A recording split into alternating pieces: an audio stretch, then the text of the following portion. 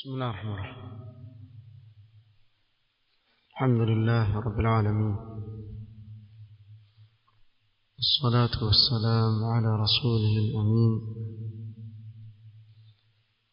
محمد وآله وصحبه أجمعين، أما بعد.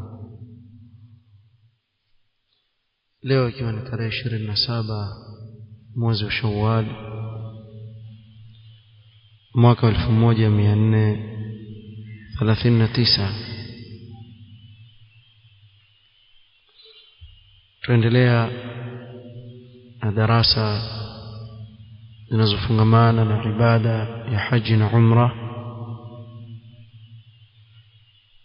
Ikiwa jana tulianza في أعمال بين يدي الإحرام وبعده، عمل ambazo atakikana kuzifanya au zapendekezwa zingine kuzifanya kabla ya kuingia katika ibada ya haji au umra, maana kabla ya kuhirimia na baada ya kuhirimia. Kitabu tunachotumia al-Umda fi a'mal al-hajj wal-umra للشيخ فركوس حفظه الله. jana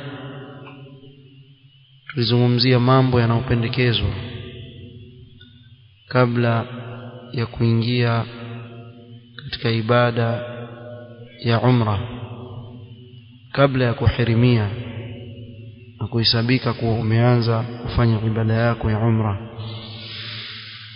Kuzungumzia mambo manne mpaka kufikia kuzungumzia atakapofika katika miqat na yale yanayompasa kuyafanya. Na kuna suala muhimu ambalo tuligusia tulipozungumzia miqat, tasema kuwa ndio mipaka sehemu ambazo sheria imeamrisha kuanzia hapo ibada ya haji au umra ndiyo inapoanza.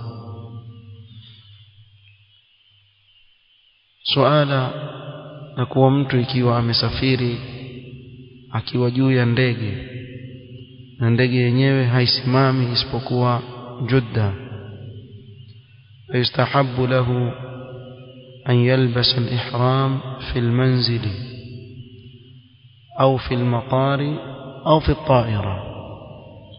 Huyu itapendekezwa kwake yeye avae ihram kuanzia nyumbani kwao anapotoka, na hii yawezekana waweza kuvaa izara kisha juu yake ukavaa kanzu, kisha unapokaribia ile kanzu ukaitoa ukavaa ridaa yako, au ukavaa izar ukavaa fulana. Unapofika karibu na miqat ukatoa ile fulana ukavaa izari yako na ridaa yako. وأن يحرم بعمرة وجوبا قبل أن يتجاوز الميقات المكاني المتعلق به. ingawa afahamu kuwa atahirimia kwa ajili ya umra na ni wajibu juu yake kuhirimia kwa ajili ya umra kabla ya kupita miqat makani ambayo imefungamana na yeye. Bimaana ikiwa amepita kwa mfano miqati ya watu wa Yaman, pale ndio atakapoanza ibada yake ya Lamlam.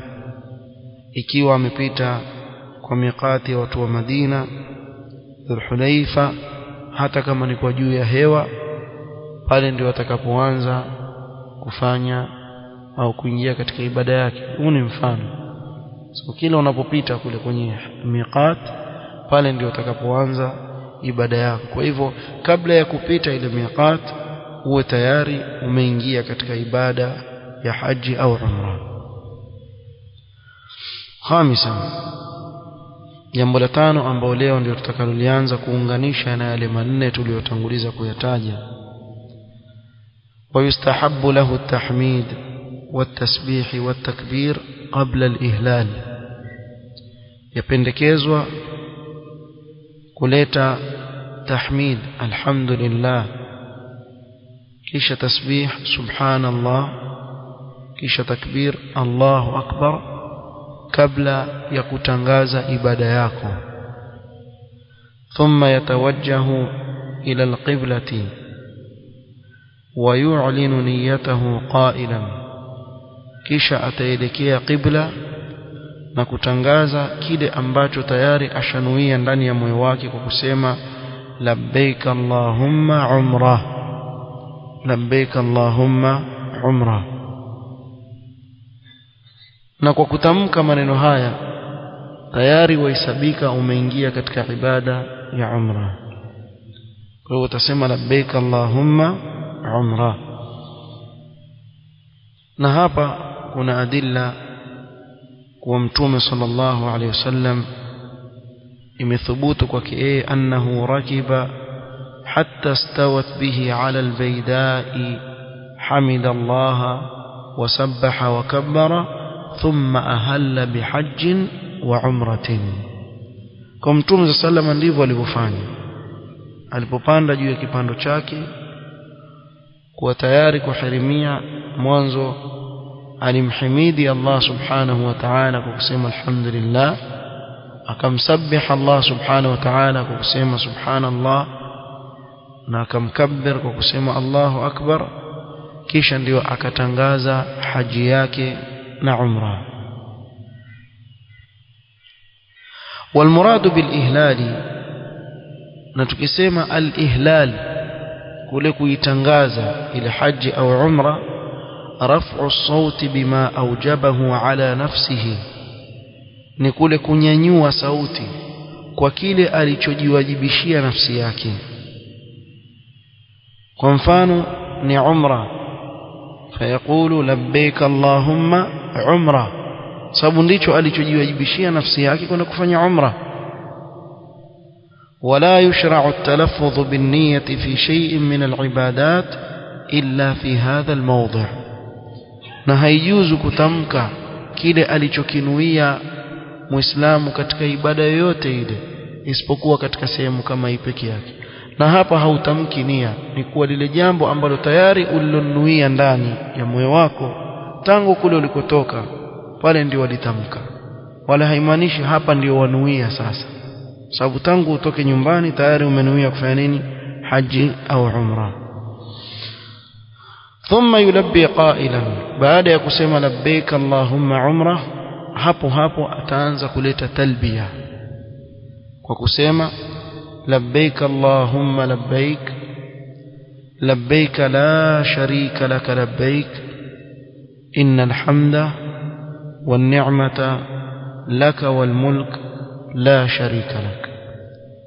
Na hii talbiya wengi wetu tuisikia na tuijua, tuifahamu alhamdulillah. labbaik allahumma labbaik, labbaik la sharika lak labbaik, innal hamda wan ni'mata laka wal mulk la sharika lak. وكان من تلبيته صلى الله عليه وسلم labbaik ilaha alhaq. Pia katika talbiya Mtume sallallahu alayhi wasallam alikuwa akisema labbaik ilaha alhaq, na hii imethubutu kutoka kwa Mtume sallallahu alayhi wasallam. والحديث حسنه العلامة الألباني رحمه الله تعالى. والأفضل التزام تلبية النبي صلى الله عليه وسلم, نبورة زيدي كشكمان نهي تلبية أليكوا كيلة Mtume صلى الله عليه وسلم. وإن زاد عليها لبيك ذا المعارج لبيك ذا الفواضل, pia ni jaiz liiqrarihi sallallahu alayhi wasallam alaiha, kwa kuwa masahaba walikuwa wakitamka na Mtume sallallahu akakiri wala hakuwa kataza. وكان ابن عمر رضي الله عنهما يزيد لبيك وسعديك والخير بيديك لبيك والرغباء إليك والعمل. هي تلبية alikuwa kiizidisha Ibn Umar radhiyallahu anhuma, na Mtume sallallahu alaihi wasallam akakiri hili jambo.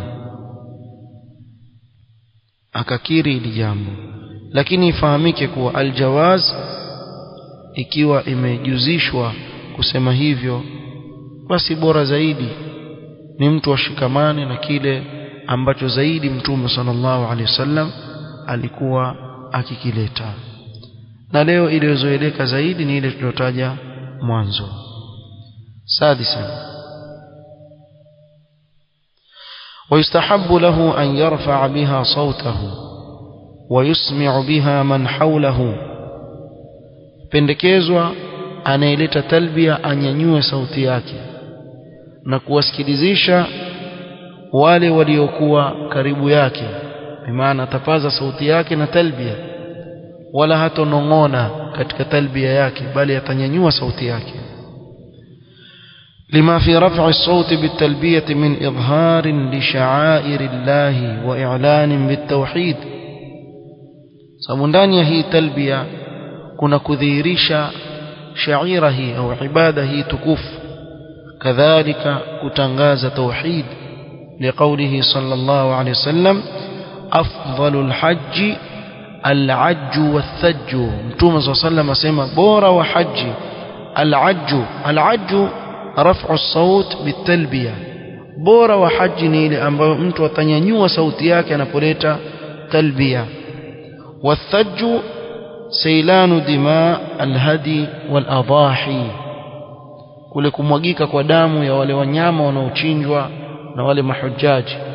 Hii ni katika bora wa haji, kuwa sauti za talbia ziwe juu na watu wachinje katika ile siku ya kuchinja.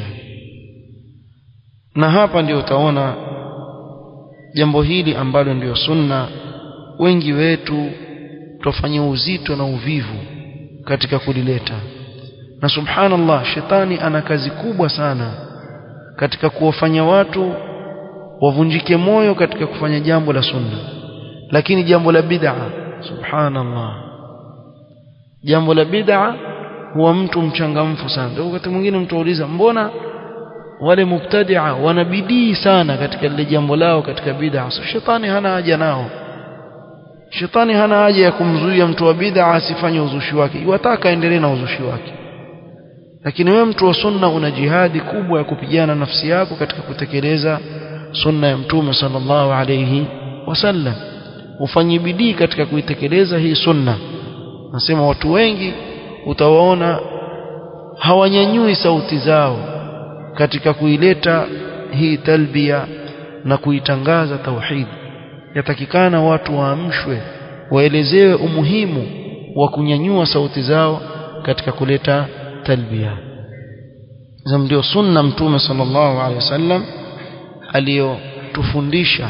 Bali yule anayenyanyua sauti yake, haji yake ni bora kuliko yule ambaye hatanyanyua sauti yake, kama ilivyothubutu kutoka kwa Mtume sallallahu alaihi wasallam. Kwa hivyo hapa tunaona kuwa yapendekezwa kunyanyua sauti na kuwasikilizisha walioko pale. wasunnatu fi raf'i sauti khususuha birrijal, sunna katika kunyanyua sauti ni hasa kwa wanaume pasi na wanawake. amma almar'atu fala tarfa'u sawtaha bitalbiyati au bidhikri bihadrati arrijal alajanib. ama mwanamke hatanyanyua sauti yake kwa talbia wala kumtaja Allah subhanahu wa ta'ala kwa sauti ikiwa kuna wanaume ajanib pale karibu na yeye. yarhamukallah. لأن الأصل في حق المرأة التستر، أصل kwa mwanamke ni kujistiri. ابن عبد البر رحمه الله تعالى يقول: وأجمع أهل العلم أن السنة في المرأة أن لا ترفع صوتها. وإجماع يا wanavyuoni kuwa ni sunna kwa mwanamke asinyanyue sauti yake. وإنما عليها أن تسمع نفسها، kwa hivyo atajisikilizisha nafsi yake peke yake, bimaana ile talbia ataileta ajisikilizishe nafsi yake. فخرجت من جملة ظاهر الحديث وخصت بذلك، kwa hivyo mwanamke atoka katika jumla ya dhahiri ya hii hadithi inayohimiza kunyanyua sauti katika kuleta talbia. وبقي الحديث في الرجال، hadithi hii itakuwa imewahusu wanaume peke yao. Nafikiri liko wazi. Kwa watu wanyanyue sauti zao wanapoleta talbia. au utaona watu katika bid'a wamechangamka lakini katika sunna wamepatwa na uvivu katika kutekeleza sunna. Tizama wewe, utamkuta mtu saumu za sunna afunga, lakini ikaja saumu fulani ambayo ameifunganisha ikawa ni uzushi sasa kuifunga saumu kama ile. Kama kwa mfano afunga yaum khas kuwa hii ni siku ya Mi'raj, kwa hivyo tufunga tarehe 27 ya Rajab, tufunga kwa sababu leo ndio ilitokea Mi'raj. Na ni uongo, Mi'raj haikutokea tarehe hiyo. Lakini utamuona yule ambaye mwaka mzima akufunga labda Jumatatu, Alhamisi, labda siku za mpita Arafa, na afungi zote, lakini siku hiyo atajikakamua kisawasawa na ataweza kufunga. Haya mambo yafanyika. Ukamuona mtu ameshika kigoma akatikwa na jasho kweli kweli kwenye zefe, paka wewe huku yuenda, lakini huyo akifika kwenye talbia aona haya kuleta talbia. Haya ni mambo ambayo yapo, wallahu almusta'an, yameenea sana katika mujtamaa wetu, kuwa watu wamechangamka sana katika uzushi na katika sunna za Mtume sallam. Watu waona haya kutekeleza sunna za Mtume sallallahu alaihi wasallam. سابعا ويستحب لمن خاف أن يمنعه عن البيت عائق يحول دون إتمام نسكه من مرض أو مانع آخر أن يشترط على الله. na hapa kuna suala ambalo nafikiri wengi wetu pengine labda ndio mara ya kwanza kulisikia, linalojulikana kama al-ishtirat, kuweka sharti. Yapendekezwa kwa yule aliye na hofu kuwa kuna kizuizi kitamzuia kutokamana na kufika sehemu kama ile kufanya ibada yake na kutimiza ibada yake ya haji au ya umra, imma kwa maradhi, ni mgonjwa, aona kuwa pengine naweza kwenda lakini katikati naweza kushindwa kwa yale maradhi niliyokuwa nayo, au kizuizi chochote kile kingine. Hapa utaweka sharti. Yapendekezwa kuweka sharti baada ihlalihi bil umrati au al haji, an yaqul, baada ya kutangaza umra yake au haji yake atasema Allahumma mahilli haithu habastani, yani pale nitakapohalalika ni pale ambapo utanizuia siwezi tena kuendelea. na hii ina faida ndani yake kama tutakavyohitaji. وليس هذا الشرط عاما لمن لا يخاف من عائق يمنعه من أداء نسكه. na hii ishtirat sio kila mtu tu, yani kuwa yuisema labbaik allahumma umra allahumma mahilli haithu habastani, wala sio dhikr ambao Mtume sallam pengine amefundisha kila unapotaka kufanya umra mahaji ifanye. La, itabakia katika dharura yake. Ikiwa kwa mfano mtu ni mgonjwa na achelea kwa maradhi yaweza kuzidi akashindwa kufanya ibada yake, ataweka hili sharti, ili sharti kama hili anapoliweka pale anapoishia, basi itakuwa ndio mwisho wa ibada yake. Pale atakapoishia ndio itakuwa ni mwisho wa ibada yake.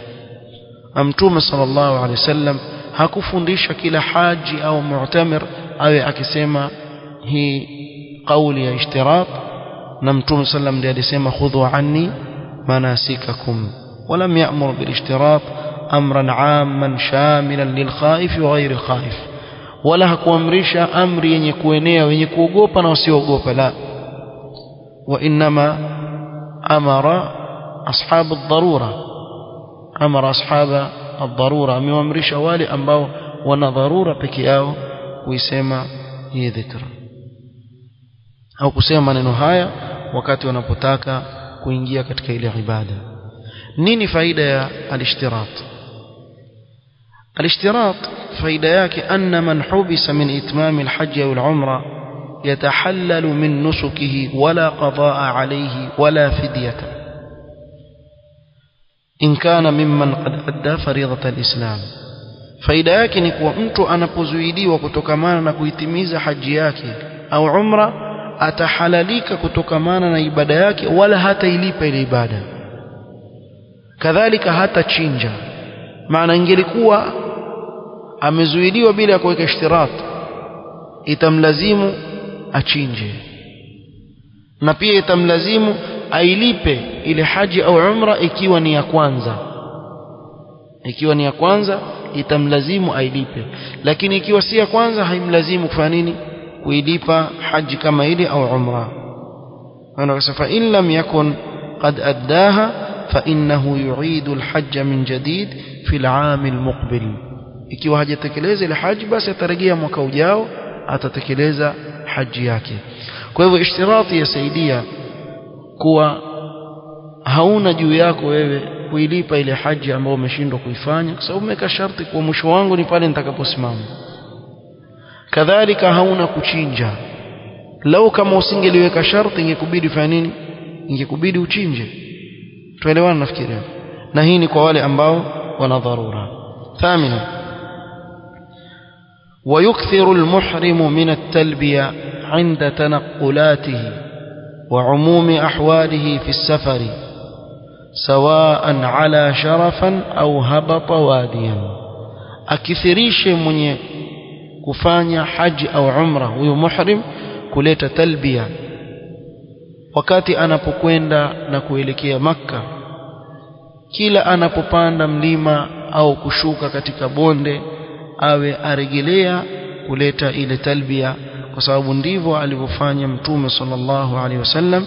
Bali Mtume sallama katika kuhimiza ile jambo wasema, ma min muslimin yulabbi, hakuna muislamu yoyote anayeleta talbia illa labba man an yaminihi au man an shimalihi min hajarin au shajarin au madarin hatta tanqati'a al-ardu min ha huna wa ha huna.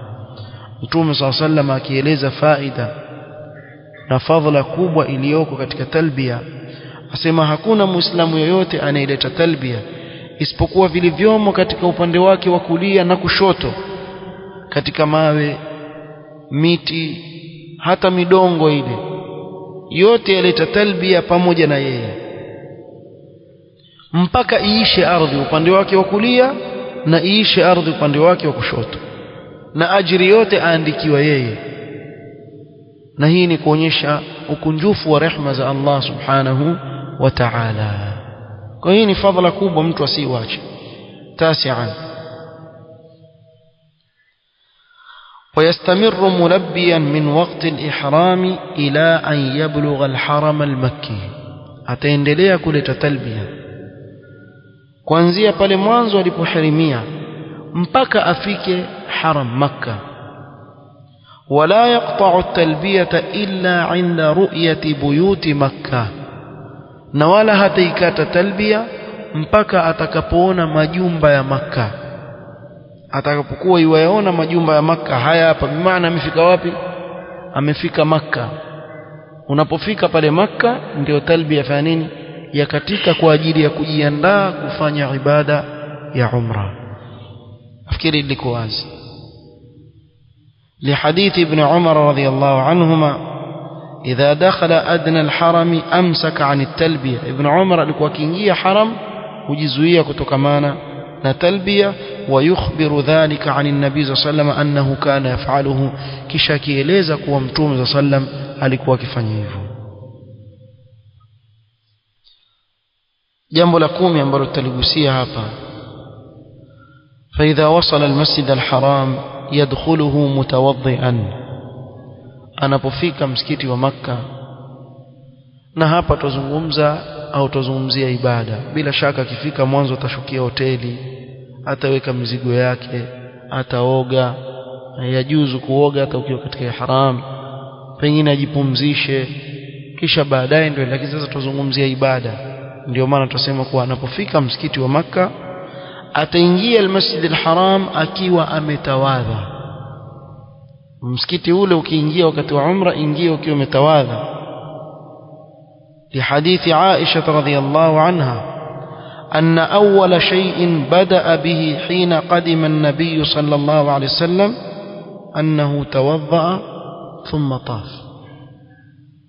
jambo la kwanza aliloanza nalo Mtume sallallahu alaihi wasallam alipofika Makka, alitawadha kisha akafanya nini? Akatufu. Kwa sababu baada ya tawaf kuna rak'a mbili. Sasa ikiwa umeingia pale bila wudhu, kuna kazi kubwa ya kurudi huko. Na pia tawafi yenyewe kwa kauli katika aqwali za wanawavyuoni kuwa ukitufu ni uwe na nini? Na tahara. Ndio asl, uwe na tahara. Tayeb, ukiwa hauna tahara itakuwa kuna kazi kubwa katika kutufu. Huwezi kuswali rak'a mbili baada ya kutufu za sunna na kutoka pale ndani mpaka ufike pale pa kutawadha. Kuna kazi kubwa babangu, ni mbali na umbali, kuna zahma. Waweza kutoka ukirudi hivi uambiwa msikiti umejaa, kwa hivyo baki huko nje tena usubiri. Kwa nini ujitie kwenye dhiki kama hizi? Wewe utawadha kisha ndio uingie katika Masjid al-Haram ili utekeleze ibada yako ya umra kwa utulivu kabisa bila ya matatizo yoyote. Na mara nyingi kuna watu wa ajabu sana, sijui, lakini mimi nimeona watu wa ajabu.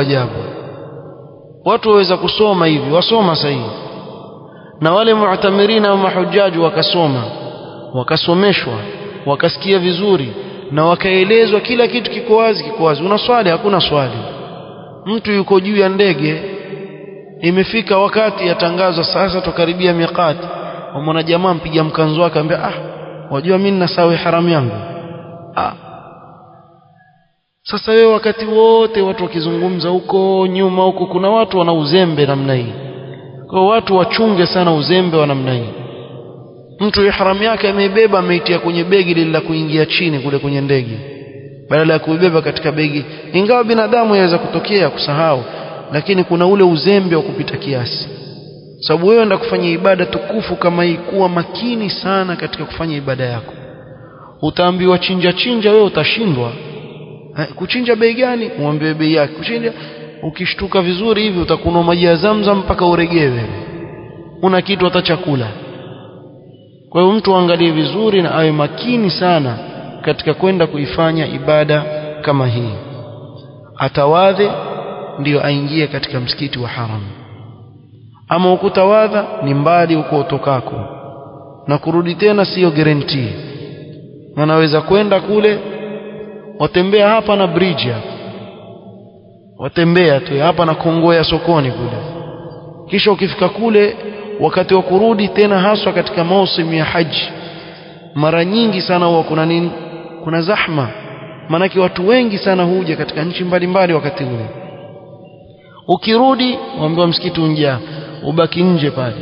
Ikiwa ni wenzako umewatia dhiki, ikiwa uko peke yako umejitia dhiki. Kwa hivyo watu wachunge hili swala. Waweza kuona jambo dogo kutawadha, lakini tawadha ndio uingie katika msikiti. طيب ويستحب له دخول المسجد من باب بني شيبة. yapendekezwa kuingia katika mlango wa Bani Shaiba. Tutataja dalili hapa, ingawa si lazima, ni jambo la pendekezo. Kwa ikiwa haukuweza ingia na mlango wote, bab Malik Fahad, bab Malik Abdullah, bab Malik, almuhimu ingie katika msikiti ule kwa njia ambayo itakuwa ni sahali kwako, ingawa babu Bani Shaiba mpaka leo uko huo mlango, kienda utauona. Mtume صلى الله عليه وسلم aliingia kupitia mlango ule. ويقدم رجله اليمنى ويقول الأدعية المأثورة. na pia akiingia atatanguliza mguu wake wa kulia na kuleta zile adhiya zilizothubutu za kuingia msikitini. Msikiti wowote, hata huu wetu hapa, ile dua unaoingia huu msikiti wetu ndio hiyo yasoma unapoingia al-Masjid al-Haram. minha, miongoni mwa hizi adhiya, Allahumma salli ala Muhammadin wa sallim, Allahumma iftah li abwaba rahmatika, أو أعوذ بالله العظيم وبوجهه الكريم وسلطانه القديم من الشيطان الرجيم. hii pia ni dua ya kuingia msikitini, waweza kuisoma na kutanguliza mguu wako wa kulia. ويستحضر حال دخوله عظمة الله تعالى ونعمه عليه بتيسير الوصول إلى بيته الحرام. na anapoingia katika nyumba ile awe ataweka ndani ya moyo wake na kuleta istihdhar ya hili jambo kuwa utukufu wa Allah subhanahu wa ta'ala na neema kubwa ambayo Allah subhanahu wa ta'ala amempa kwa kumfanyia sahali yeye kufika katika nyumba kama ile. Wallahi wako watu wengi sana wanaotamani kufika mahali kama pale, lakini hawajajaliwa kufika. Lau kama tutasema wangapi wataka kwenda kule wende, basi apata tosha pale mahali apata tosha. Wengi watamani kwenda. Wewe Allah subhanahu wa ta'ala amekujalia umefika pale, mshukuru Allah subhanahu wa ta'ala kwa neema kubwa kama yamekupa. kullu dhalika fi khushu'in wa khudu'in wa ta'dhim, uwe na khushu' katika ule msikiti na kuadhimisha nyumba ile ya Allah subhanahu wa ta'ala.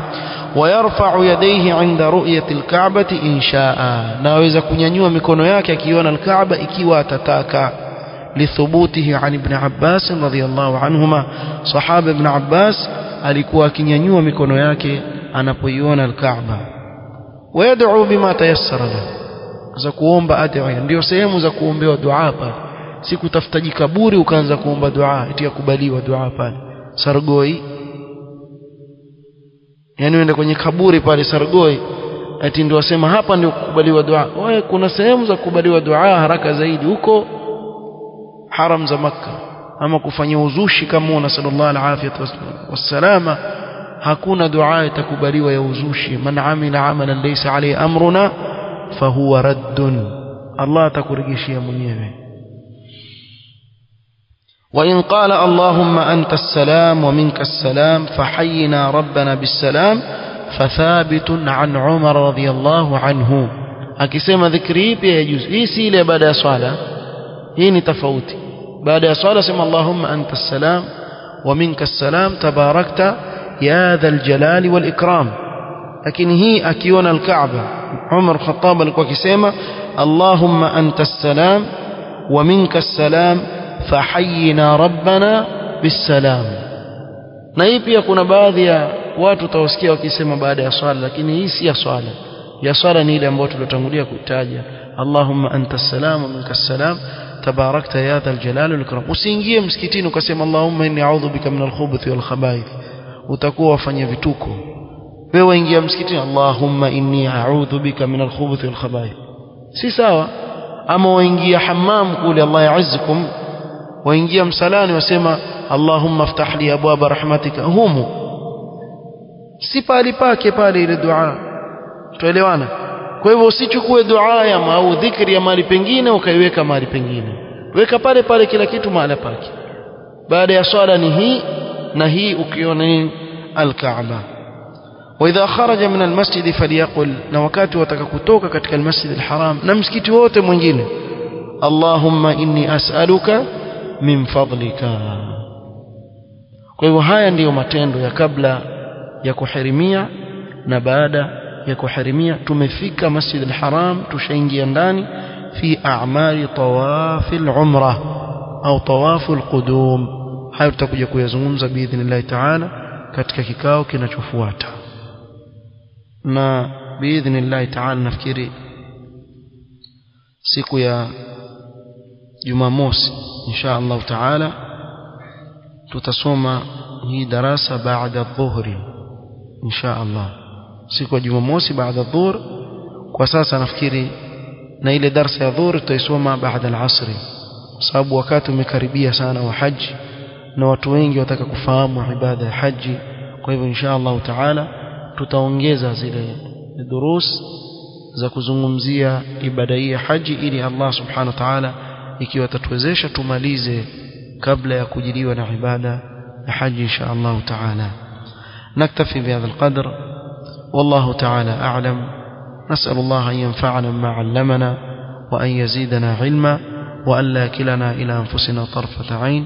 wa sallallahu wa sallama ala nabiyyina Muhammadin وآله وصحبه وسلم. سبحانك اللهم وبحمدك أشهد أن لا إله إلا أنت أستغفرك وأتوب إليك. بارك الله فيك.